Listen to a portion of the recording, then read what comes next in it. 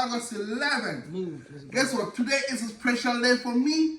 Today is my anniversary. August 11th. And it's going to be, what, 7 years since me and my wife married. So I'm saying, so now I wake up this morning and I plan to make some good smoothie. Smoothie, guys. I got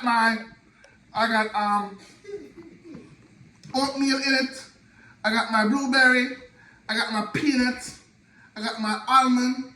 I got my strawberry, blueberry. I got my milk. Oh man, I got everything in it, guys. So I'm saying, so I'm happy. I'm gonna blend this smoothie right now so I can get down in it. Yeah, man. So I'm saying, I'm so excited, guys.